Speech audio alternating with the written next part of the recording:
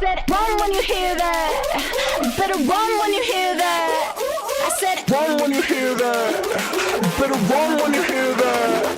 I said, run when you hear that. I said, you better run. I said, run when you hear that. Run when you hear that. You better run. I said,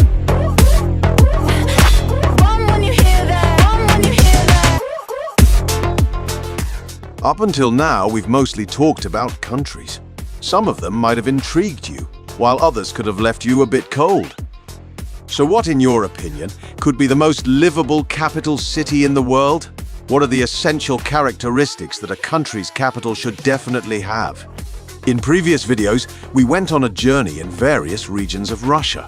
Now let's talk about Moscow, the capital city of this vast country with the largest surface area, and take a look at Russia from a whole perspective. We're well aware that Russia is mind-bogglingly massive, covering around 17 million square kilometers. Moscow, which is considered the heart of this colossal nation, is situated slightly to the east of Belarus and a bit north of Ukraine. So it's not placed in the northern regions where Siberia's freezing cold dominates, but rather in a more temperate and warm part of the country, along the western border. Contrary to the bone-chilling minus 50 degrees Celsius temperatures you might find in the north of Russia, Moscow experiences milder winter weather, with temperatures hovering around minus 20 degrees Celsius. However, a biting coldness prevails during this season. If we zoom in a bit on the city on the map, we can see that it doesn't cover an exceptionally large area. In fact, the total land area of Moscow is only 2511 square kilometers. Moscow, undoubtedly Russia's most popular city, is home to approximately 19 million people. The closest city to it, St. Petersburg, houses 6 million residents. It's quite remarkable that Moscow has been the capital of Russia and the Russian people for over 850 years. Of course, the way to fit this dense population into a small area is through the construction of high-rise skyscraper buildings. In this crucial city of Russia, you can see hundreds of tall buildings. The rental prices for an average apartment here, which are somewhat better than the normal standards, start at 80,000 rubles. The dollar equivalent of these three-bedroom apartments, which would cost you a minimum of 80,000 rubles, is at least $800, my friends. So if you're thinking of living in Russia, and Moscow in particular, where the city hosts billionaires from around the world, the cost of living in this city hovers around a minimum of $2,000 per month. You can find apartments for 50,000 rubles. However, these apartments are at least 20 years old and are located far from the city center or are very small. Almost half of the world's capital cities have a coastline, but Moscow is not situated near any sea. Flowing through the heart of the city is a river known as the Moscow River, and this river serves as a peaceful recreation area for the Russian people, both in winter and summer. This river, which cuts through the heart of the city, has been bridged with small bridges to provide land connections, serving the people. As you can tell from the presence of rivers, the city is built on a vast plain. As for the famous Moscow Kremlin Palace, it is located in the very heart and center of the city. This palace is one of Russia's biggest symbols, and almost everyone who visits Russia has a photo taken in front of the Moscow Kremlin Palace. Today, it is also Putin's official residence. Since it's the city of high courts, the center of the country's administration, and the playground of wealthy oligarchs, you can often see luxury official vehicles with sirens blaring, causing traffic jams in the city. Let's also mention that in Russia there are many palaces with the name Kremlin. On the other hand, the famous Red Square, as it's commonly known in English, is of course located in the capital, and the square's surroundings are paved with cobblestone roads, and there's not a speck of litter in sight. Red Square is the most popular area where tourists visiting Russia and Moscow spend their time. The architecture in this city's lifeline is built on such a foundation.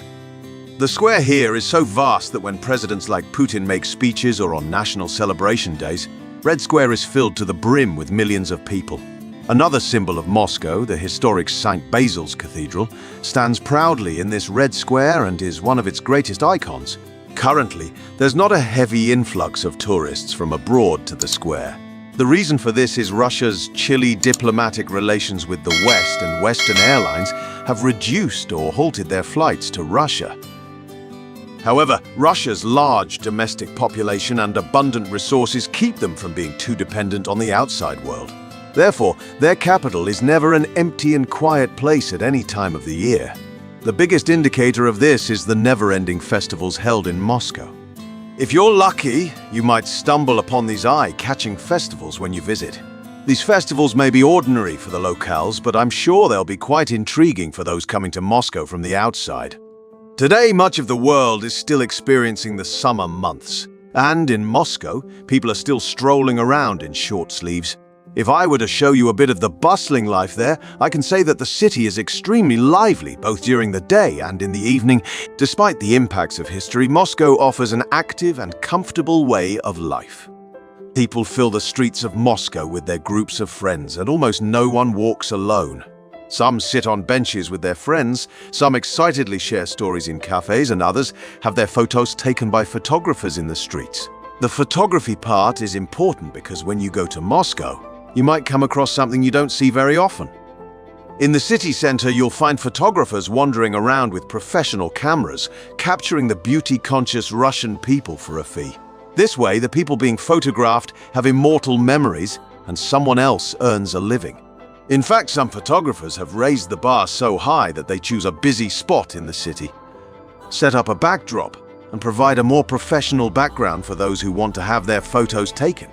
There's really no need for that because every corner of Moscow, its parks, rivers, streets, and architecture provide ample opportunities for taking perfect photographs and being photographed, especially the city's architecture, reminiscent of Western European styles, doesn't fall short, and each of these architectural wonders holds iconic status for the country. Whatever you expect from a capital or an ideal city to live in, Moscow largely meets these requirements. If you want to go to a restaurant, you have hundreds of options in front of you. If you're tired of going to the same park or nightclub, there are hundreds more to explore. Or do you enjoy meeting new people continuously? Moscow has more new faces and new people than you can imagine. The best part is that the country, Russia, offers you the highest income earning opportunities available.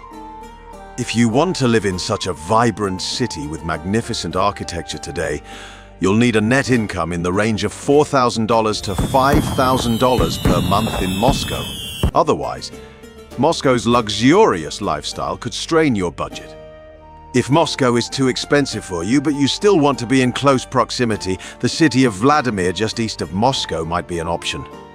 Further east, there's Kazan, a large city with a vibrant atmosphere. Kazan is actually the capital of Tatarstan, an autonomous republic in Russia. Or perhaps you're looking for a less populated but developed city near the Finnish border. That would be St. Petersburg, located north of Moscow. Moscow doesn't just attract adults. Young people from all over Russia flock to the city as well. This is because the country's biggest technical universities are located in Moscow, and young individuals come here to receive an education that can lead to international career opportunities. Today, Moscow boasts 13 universities, making it a city that appeals to people of all ages, not just adults. On the other hand, you can see a lot of people taking photos and being photographed in Moscow because Russians, especially Russian women, really love having their photos taken. Even if you take their pictures without them noticing, when they realize it, they don't react aggressively or angrily. Instead, they smile and pose for the camera.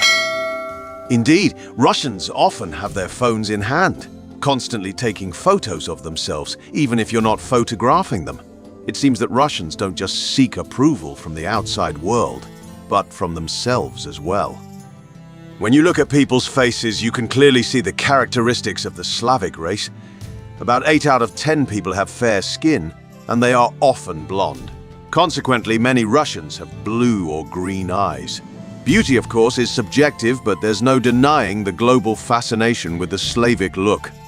Russians seem to be aware of this attention, which probably contributes to their high self-confidence. Moreover, Russians dress quite elegantly, not just when they're going out at night, but even during casual daytime meetings with friends. Russia is a country belonging to the Orthodox branch of Christianity, but the country's religious structure and governance style don't intervene in the clothing and lifestyles of its people. People can freely dress and live as they wish, and there's no societal or governmental pressure on them. They enjoy their freedom. Here, people dance not only in venues, but also in the streets during the daytime. Their zest for life is by no means lagging behind Western European lifestyles. They are full of energy and exhibit fun-loving behaviors. The high motivation of Moscow's residents also provides a livelihood for young people who want to make money by playing music. Musicians playing various instruments can be found on every corner of the streets, so while strolling through Moscow, you might constantly hear beautiful melodies. Furthermore, in the evening during sunset hours, Moscow's sidewalks start to fill up with people, and you can hardly find an empty pavement. Even if people don't go to cafes, they fill up these parks and sidewalk areas with their loved ones. In fact, in Moscow, some people park their cars in a corner and open their car trunks to enjoy hookah. This is not an uncommon sight, and those who can't find space in parks take their hookahs and drinks and enjoy the open air in the trunks of their cars. Some prefer to spend time chatting by the green banks of the Moscow River instead of eating and drinking. Or, some Russians may use benches for different purposes in the evenings. One notable detail on Moscow streets is that despite being quite young, people consume a lot of tobacco products. You also won't see a large elderly population of over 65 in the city. Almost all the people you encounter on the streets are under 50. Elderly people are usually seen in the metro and don't draw much attention on the streets. Speaking of the metro, it's worth noting that Moscow has one of the world's largest and most extensive metro networks. This city boasts a transportation network detailed enough to match the splendor of a capital, and what's more, Moscow's metro stations, like other Russian metros, have quite impressive architecture. These ultra-stylish metro designs inherited from the Soviets are truly one of Russia's best features. To show you this better, you can observe for yourself just how elegant and clean each metro station in Moscow is. Across the country, Russia's metro system hosts more than 160 stations on 11 lines. Another noteworthy aspect in Moscow is the abundance of luxury cars. You'll especially see these luxury cars coming out in the evening hours, and each one is absolutely dazzling. No matter where you turn, Ferraris, Lamborghinis, Mercedes, and more varieties of cars suddenly appear before your eyes. There's a street in the city called Malaya Bronya, and it's where Moscow's elite reside, where taxis are abundant, and where the wealthy frequently spend their time.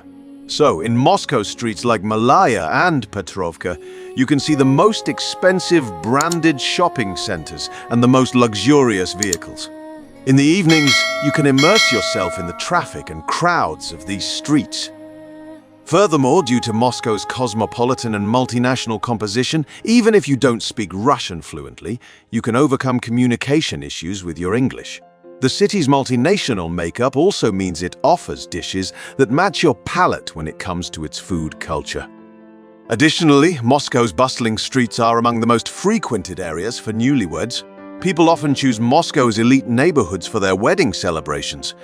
And if you see several bride and groom pairs and hundreds of guests gathered around the Moscow River, don't be surprised. The wedding ceremonies of these Moscow residents are not characterized by extravagant music and grandeur. Instead, they are more simple, with intimate gatherings of close family and friends. In summary today, despite Russia's political challenges, Moscow has a vibrant and secure atmosphere. It seems that this city will continue to be one of the world's most coveted and intriguing capitals. At least the people of Moscow appear content with living in their country, and there are no signs of fear or restriction in their faces.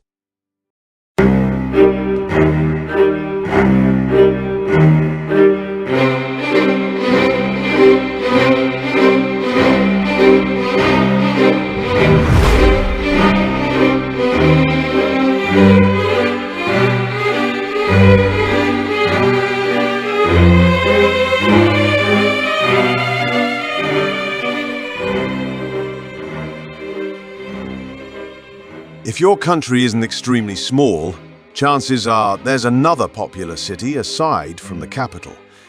Just like in Italy, where Naples stands out as well as Rome, in England there is Manchester as well as London.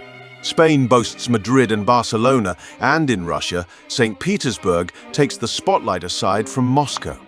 St. Petersburg is situated in the northwest of Russia, covering an area of 1439 square kilometers and hosting a population of 6 million. It's considered the fourth most populous city in Europe. While Russia's capital, Moscow, ranks second with a population of 12 million, the most populous city in Europe is Istanbul, with over 18 million inhabitants.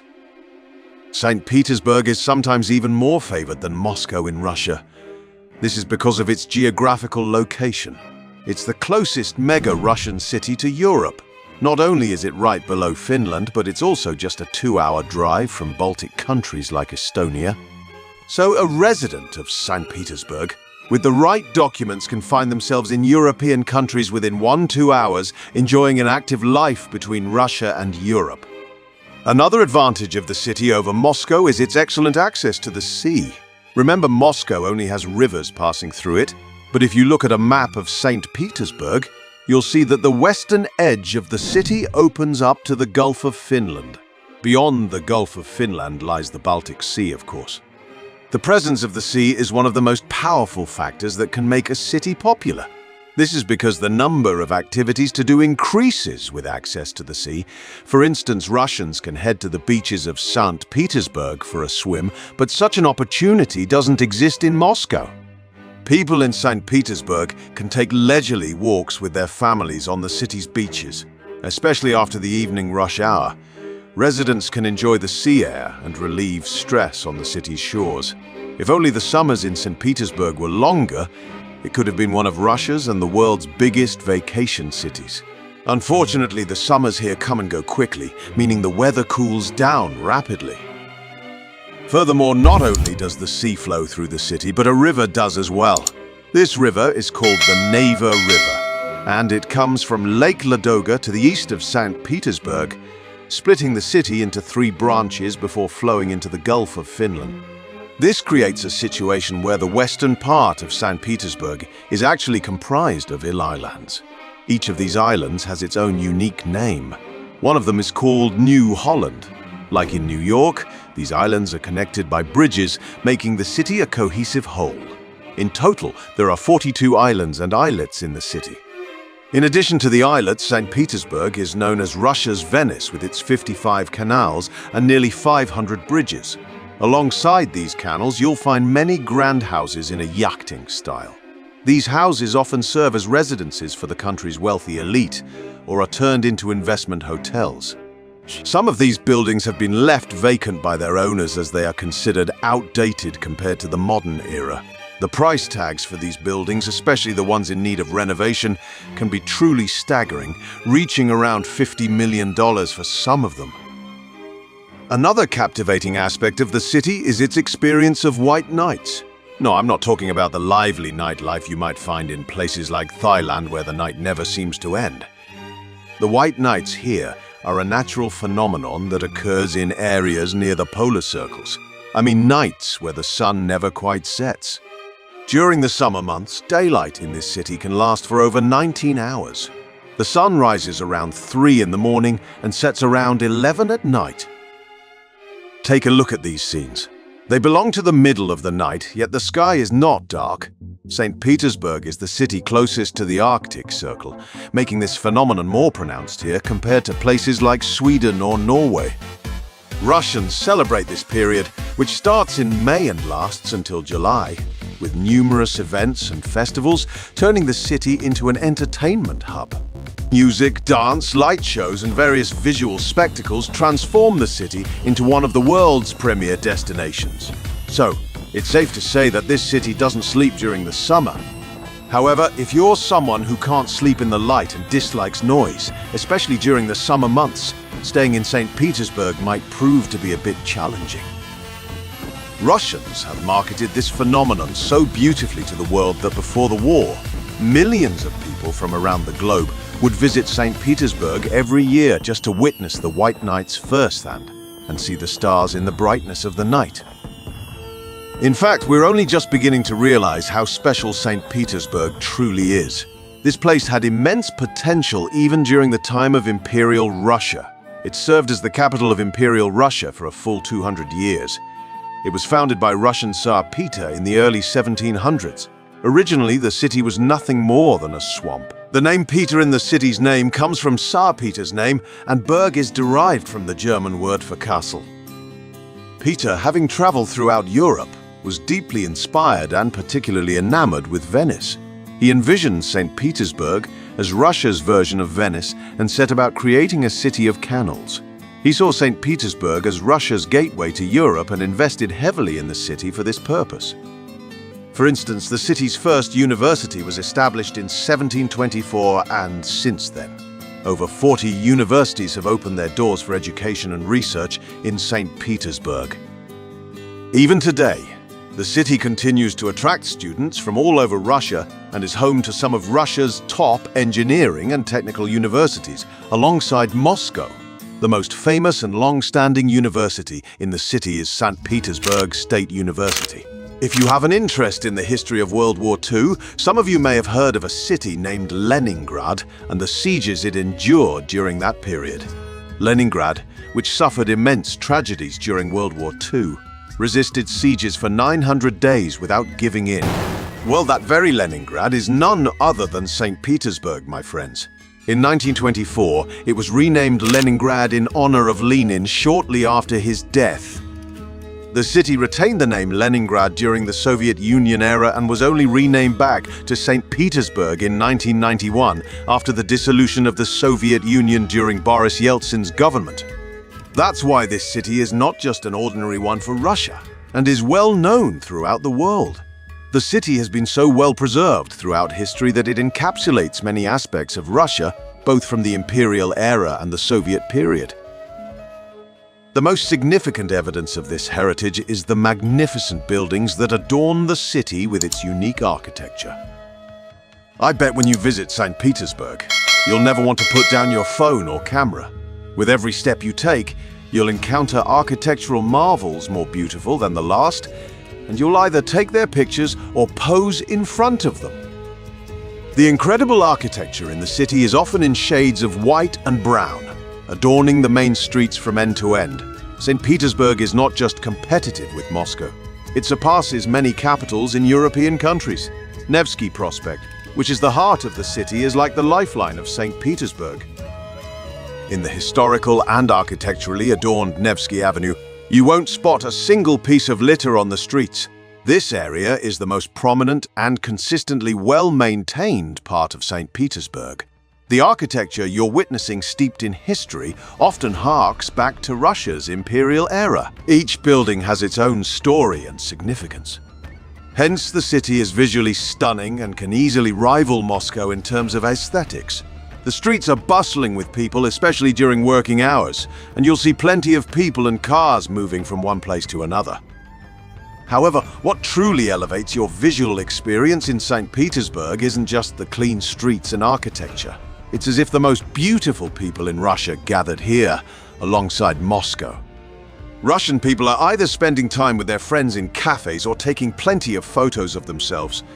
The streets and parks are always lively, and you'll encounter a city that's very much alive. Similar scenes can be found in Moscow, and the Russians here exude a level of confidence in their beauty. Almost no one is alone, and Russians genuinely enjoy making friends and being social. They are hardly stay at home. During the day they go to work, and at night they immerse themselves in the flow of St. Petersburg. They always have plans and a schedule. They dress up and enjoy themselves until the wee hours of the night. The streets are filled with more luxury cars at night, and the wealthy Russians dominate the nightlife scene with their flashy toys. Additionally, Russians are glued to their phones day and night. If they're not chatting with friends, they spend minutes on end staring at their screens, engrossed in their phones.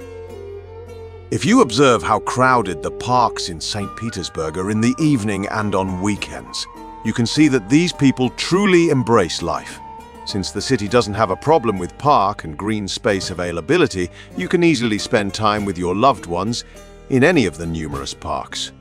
Furthermore, The sounds of music and the presence of artists in these areas contribute to creating a beautiful atmosphere in St. Petersburg. In fact, this city is renowned as an art city. There are hundreds of museums and historical sites here. The Hermitage Museum, the Kazan Cathedral, and the Peterhof Palace are just a few of them.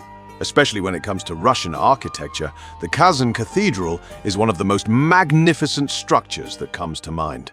Designed in the shape of a crescent, it has stood in all its grandeur since 1801. St. Petersburg has a highly educated population with over 90% literacy among women. Russian women in this city are well educated and are known for their courage and skills when it comes to career choices. They don't let gender stereotypes dictate their career paths. Considering that St. Petersburg is one of the two most livable cities in Russia, you can imagine the demand from this country's 145 million people to live here.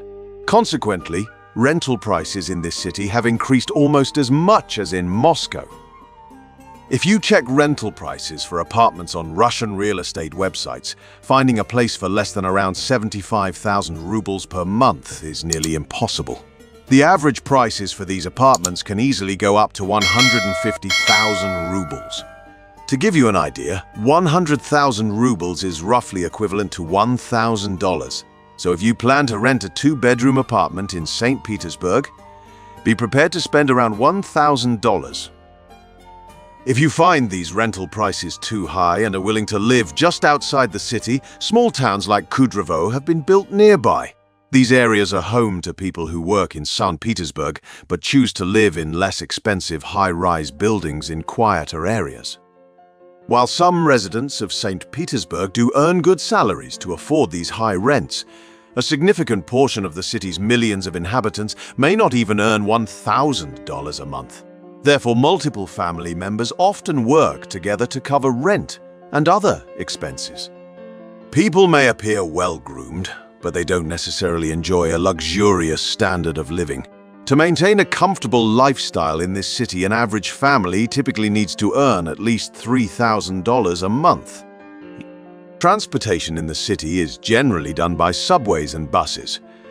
There are bus routes that provide access to many different areas from Nevsky Avenue, which is considered the heart of the city. Moreover, St. Petersburg's metro system not only serves as a means of transportation, but also acts as a tourist attraction in its own right. The success of the Russians in metro architecture is truly commendable. Similar to the metros in many cities around the world, they have constructed the St. Petersburg metro in a stunningly beautiful manner. This city's metro not only moves people from one place to another, but also offers a visual masterpiece. There are 54 metro stations in the city, and you can reach even the farthest points of St. Petersburg by metro. If you travel from Moscow to St. Petersburg by train, it takes approximately 5 hours. Additionally, if you arrive in this city on a cruise, you can stay here visa-free for 72 hours. Despite being close to the European region, Russian is predominantly spoken here. Although the rate of foreign language proficiency is higher compared to other regions in Russia, if you don't speak Russian well, it may take you quite some time to adapt and make connections in St. Petersburg. If you are unfamiliar with the Cyrillic alphabet, you need to not only understand the spoken language but also figure out the writing. Signs, including those on official institutions, are in Russian and written in Cyrillic script throughout the city. If there's one thing that could potentially dampen your spirits in St. Petersburg, it's the city's frequent rainfall. If you ever plan to live in this city, you should be prepared for rain and overcast skies. In summary, St. Petersburg is undoubtedly one of Russia's most vibrant cities. The majority of these people reside in well-known cities such as the capital, Moscow, and St. Petersburg. Russia is often associated with these prominent urban centers. However, beyond these cities, Russia comprises republics and cities that are less heard of and sometimes forgotten. Here's one of them, the Republic of Karelia. It is undoubtedly one of Russia's most unique regions, situated just east of Finland. Within the territory of Russia, Karelia is an autonomous republic. It has a population of approximately 700,000 people and covers an area of 180,000 square kilometers. Located in the northwest of Russia, about 85% of the region is densely covered by forests. As a result, the livelihoods of the people here are closely tied to the timber industry, which revolves around harvesting and processing the rich timber resources from these forests. Karelia's capital, Petrozavodsk, gives the impression of a modern European city when viewed from above. The region is so close to Finland that the local population often visits Finland. This proximity has also influenced the architecture in Karelia, making it somewhat similar to Finnish architecture. You can see colorful wooden buildings that are visually appealing and resemble the architectural style found in Finland. These wooden structures were constructed by people of Finnish origin. However, Russians, in contrast to the Karelian locals, do not have a strong affinity for this tradition of colorful wooden houses. They tend to view these buildings more as rotting wood piles. Indeed, in Russia's major cities, you won't find much of a tradition of wooden houses. People here lead a peaceful life, far removed from the hustle and bustle of Russia's major cities. The roads are in good condition, and there are trees at every corner. In fact, during the summer, many people from Russia's central regions come here to spend their vacations.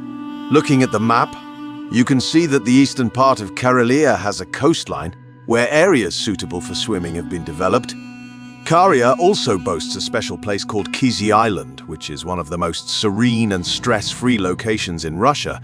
Unfortunately, such special places are relatively unknown to people outside of Russia, and they haven't been promoted to the world's travelers as effectively as they could be. For example, on Kizy Island, which is part of Karelia, Russian architecture is more prevalent. Due to its remote location, many structures from the Soviet era have managed to stand without significant damage. The island is only about 5.5 kilometers in length, making it impossible for a permanent settlement to be established. There are only 2 churches on the island, and they are both remarkable relics from years gone by. Returning to the general overview of Karelia, despite the often overcast weather, it's important to know that the region's forests are abundant with fruits. Karelia is an important trading point for fruit exports to Russia's central regions. The most common fruits there are blackberries, and the local population never pays for blackberries during their forest walks. If you want to buy blackberries when you visit Karelia, they sell 1 kilogram of blackberries for about $130. Now, let's journey from the westernmost part of Russia to the easternmost. This place is called Sakhalin, an island that is the largest in Russia. It boasts an impressive area of around 72,000 square kilometers, which is roughly equivalent to the land area of the Czech Republic. In contrast to the Finnish culture in Karelia, Sakhalin Island is a place where Japanese and Russian cultures blend. In fact, Russia and Japan still have disputes over islands like these. In the 19th and 20th centuries, both the Japanese and Russians wanted to claim this island as their own territory. At one point between 1905 and 1945, the island was even a part of the Japanese Empire.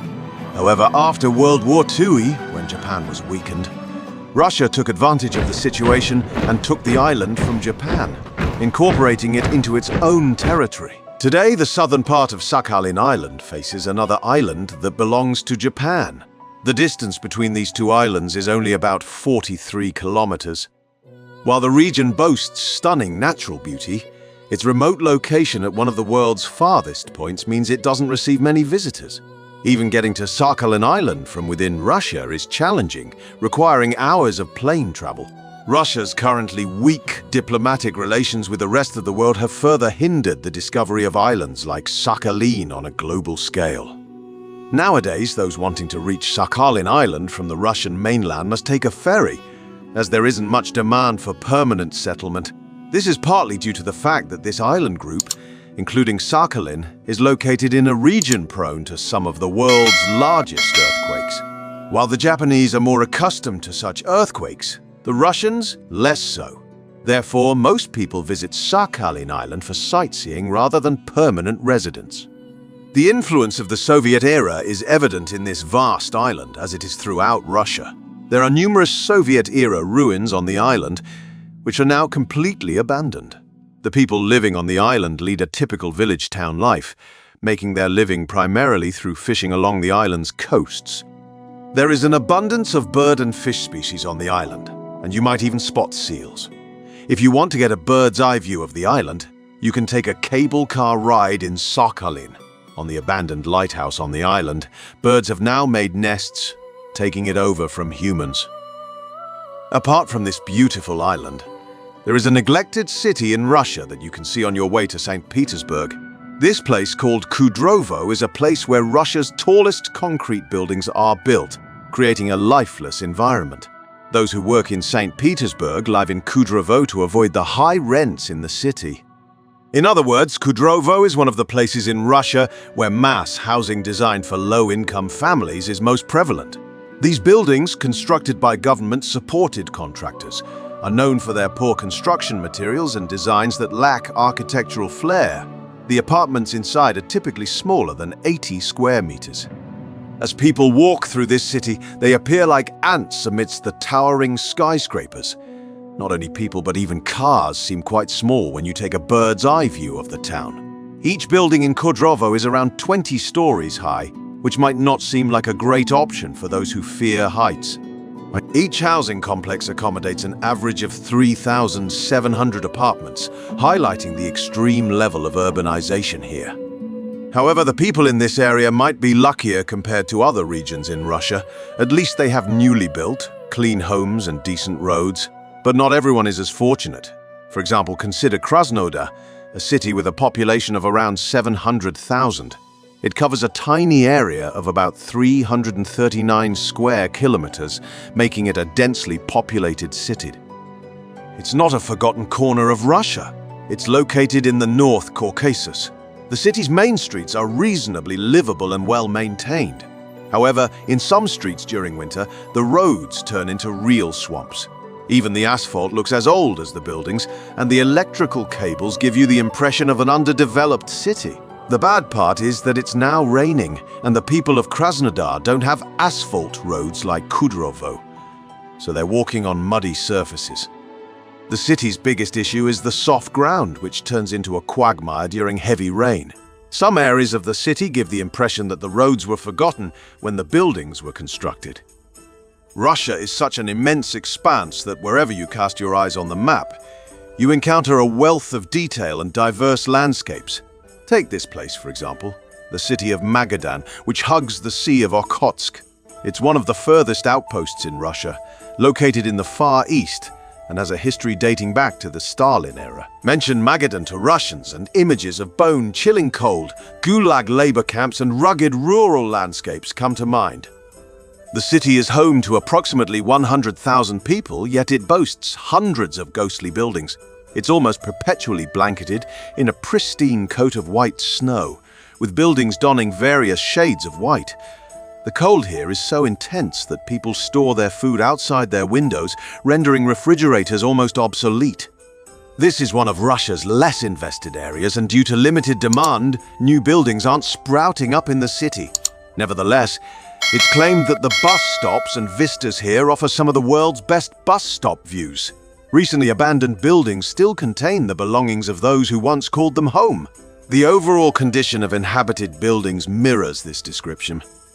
Now, let's move to Tuva, or as foreigners sometimes call it, Taiva. It's one of Russia's autonomous republics, and interestingly, it has Turkish origins. Situated in the south of Russia, just north of Mongolia, Tuva is neighboring another Turkish autonomous republic, Altai, to the west. According to experts, Tuva Republic is the exact geographical center of Asia. Despite its strategic importance, it remains one of Russia's relatively unknown regions. Today, it boasts a population of nearly 350,000. And this Turkic republic covers an extensive territory of over 170,000 square kilometers, surpassing the size of many countries. The capital city, known as the Red City in Tuvan, gets its name from the meaning red, and 1/3 of the republic's population calls this city their home. One of the most striking indicators of Russia's lack of attention to this region is the frequent dust storms that plague the republic.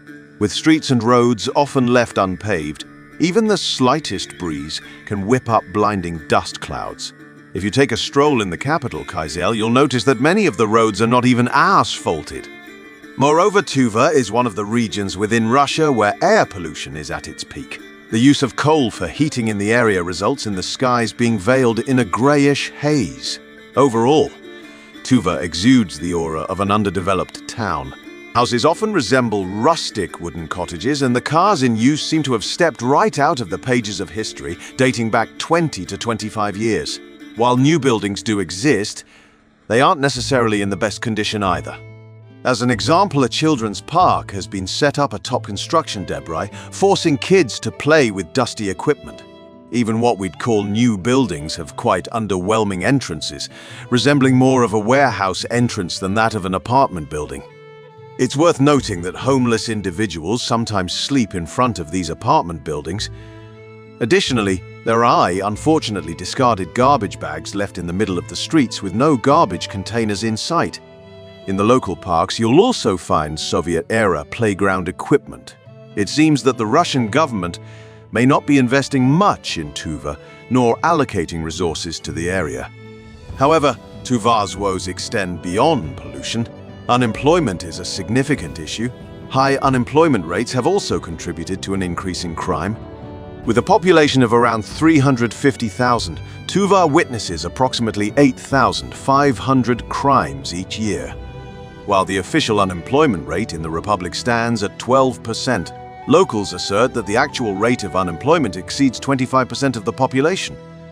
Both unemployment and low wages are driving people towards illegal activities. Those fortunate enough to have a job typically earn an average monthly salary of around $400. Not every person in the Tuva Republic lives in cities. A quarter of the population continues the nomadic culture passed down from their ancestors, residing in the vast expanses of the steppe. There, they practice their own music, beliefs, and languages free from the influences of the modern world. However, even in their steppe dwellings, there is an alarming level of garbage pollution, and the environment doesn't appear very healthy. It seems that the trash accumulating in the cities is being disposed of in these steppe lands, and there doesn't appear to be a designated waste collection area. Those living in the steppe engage in small and large livestock farming, selling milk produced from these animals to the people of Tuva. Interestingly, they also raise pigs.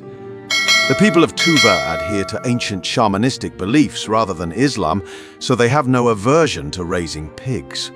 These pigs serve as a source of both meat and milk for them.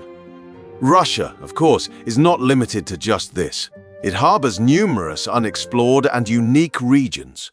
There are remote and mysterious places on Earth where few venture, where the climate and living conditions are extremely harsh.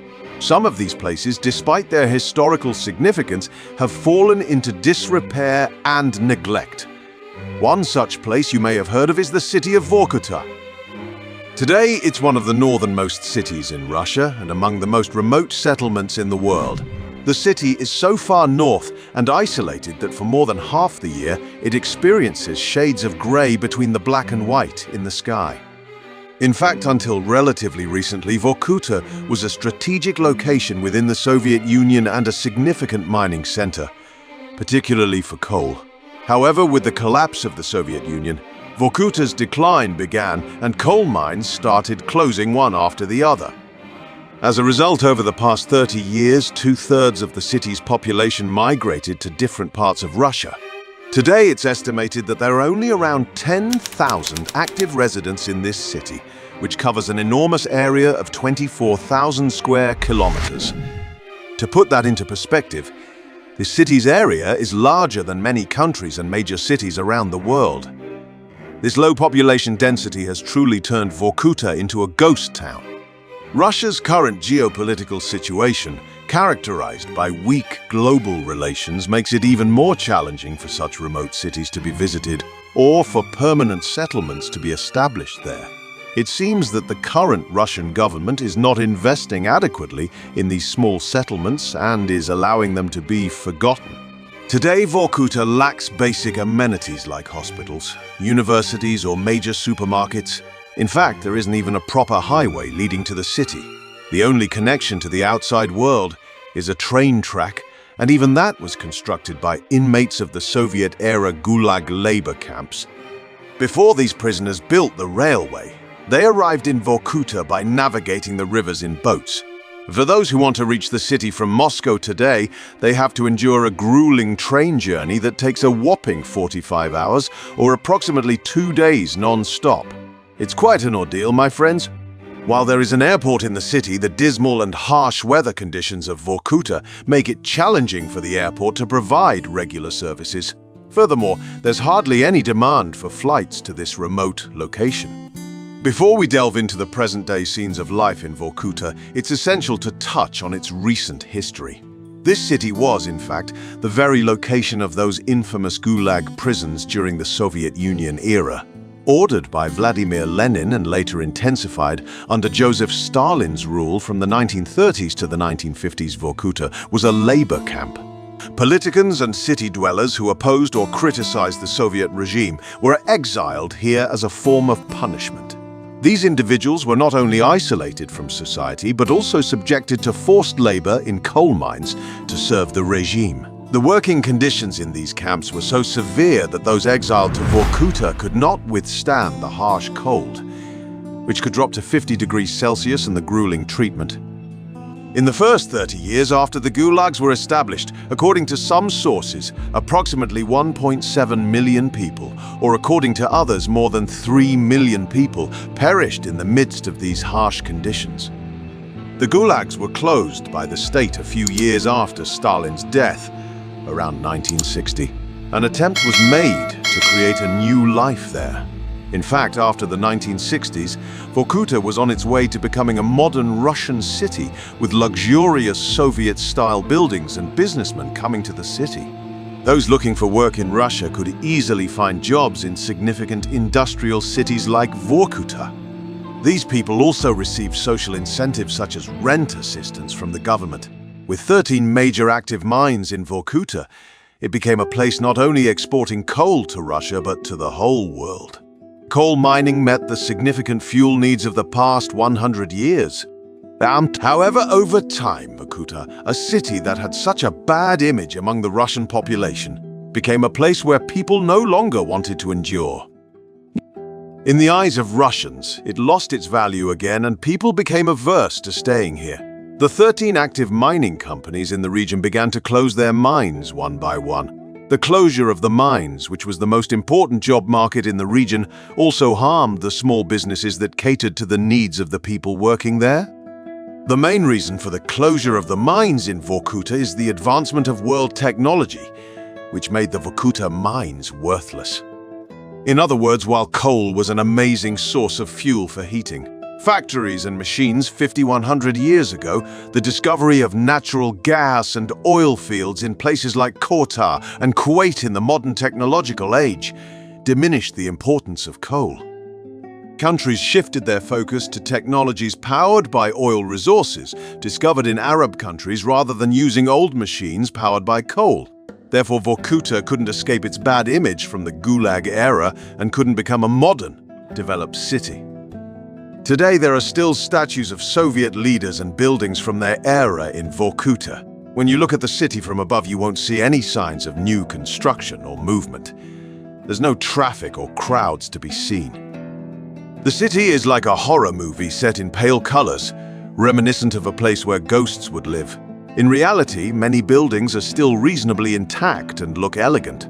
However, limited transportation options mean that even Russia's homeless population isn't attracted to the region. There are only 4 active coal mines in the area where coal is actively extracted, and the scattered people you see around are those working in these mining companies. They paint their living buildings to distinguish them from other abandoned ones. Just seeing the cars around the buildings hints at some signs of life, albeit small. The interiors of abandoned buildings look like carefully prepared film sets or the atmosphere of a video game. This place is so close to the North Pole that even in these months of the year, the snow there doesn't melt. People there walk around in thick coats, even in June and July. Open drinks inside the houses, books inside the cabinets, and even medicines all serve as evidence that someone lived here before you. Abandoned vehicles left under the snow outside are part of this evidence. In an abandoned city where the silence is so extreme, The most chilling sound you hear from time to time is the howling of stray wolves roaming the area. This place has become more of a habitat reclaimed by nature than a human domain. The overgrown wild plants in the surroundings are another indicator of this. Especially after complete darkness falls in Vorkuta, venturing outside is indeed a courageous endeavor.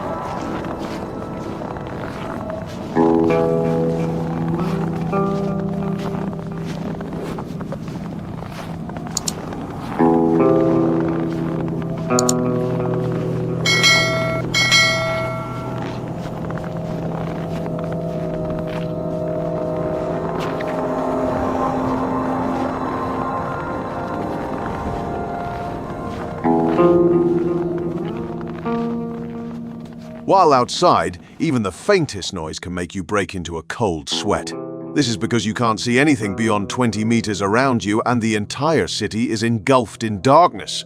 The possibility of a wild animal running towards you from the darkness is not a low probability at all.